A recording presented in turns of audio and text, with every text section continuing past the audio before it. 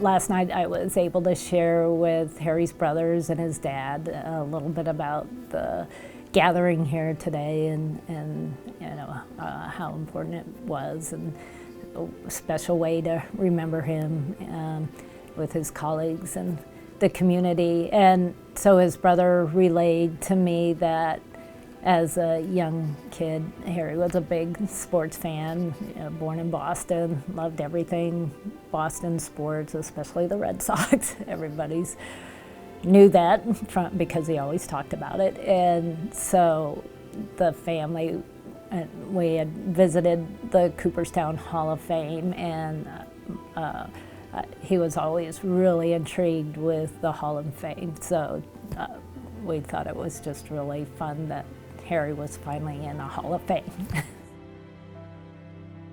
I knew General Greene mainly from the building in the Pentagon. I initially started working for him as a DASC. I worked on a program called Jitters. So typically when I would go see him, since I was working on Jitters, it was seldom with good news. So a lot of times we would go in and kind of work through different COA actions that the PMs were doing, and I think probably one of the first things I took away from my engagements with him was, one, very passionate about what he did, not emotional, but passionate about what he did, very excited to be in the role that he was in as the DASN, where really his role was to kind of advise the PEOs on strategies moving forward.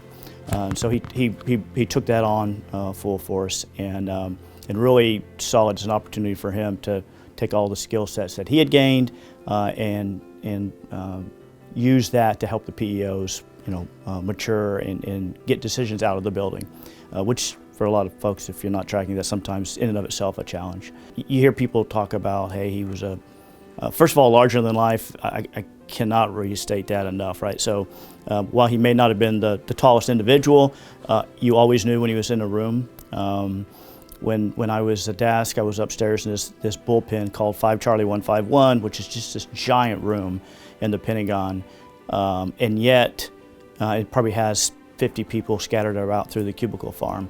But as soon as he would come through the door, which was actually kind of a hidden door, he would come around this corner. As soon as he came in, you knew he was in the room. All the DAS knew he was in the room. All the division chiefs knew he was in the room.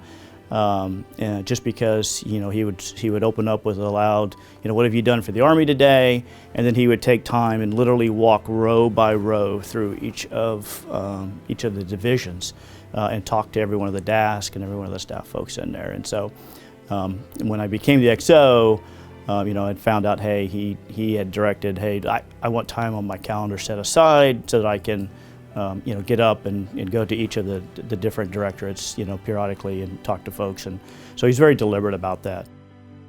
So when I first met General Greene, he was the project manager for Battle Command. I was his business management division chief, branch chief rather, and I managed the entire budget for the PM and several $100 million. But we had people who always were begging for a little bit more. And he would say to them, go see the Queen.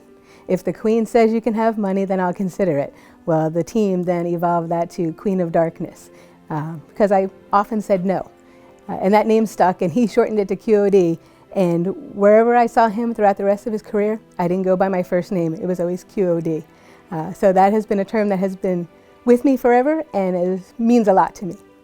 The thing about General Greene is work was always fun. No matter how stressful his day was, no matter how difficult things were, he always had time to stop and talk. As everybody has mentioned prior to me, he always walked around. That was his thing.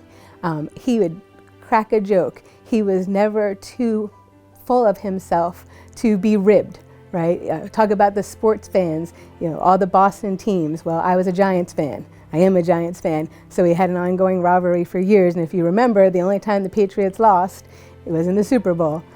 So we had a good time with that. But again, that will always be the fondest memory of him, is that work was always fun. You worked hard, you played hard, and he reminded you to do that often. Teamwork is so important to him. Teamwork and honesty and integrity. His command philosophy, all the times I worked for him, it never changed. It was all about the team. If your success came at the expense of the team, then you weren't successful. And he always used to say, I'm going to trust you until you give me a reason not to, and once that happens, you'll probably never regain my trust. But all of the walking, the leadership by walking around was huge with him. He certainly did it in the Pentagon. He did it in the long two-story building we worked out of at Fort Monmouth, Building 2525. You could always hear him coming up and down the hallways. And in Afghanistan, our office was in they were like two temporary buildings, and they were really loud. When you walked upstairs, it was like walking across steel, and it just made a lot of noise, but everybody could hear him coming. You could hear him go down the hallway and up the stairs and across, and then he'd go to the building next door. You could hear him in the building next door. And then we'd be like, okay, sir, it's time for you to go back to your quarters and get some sleep, because we got to get some stuff done.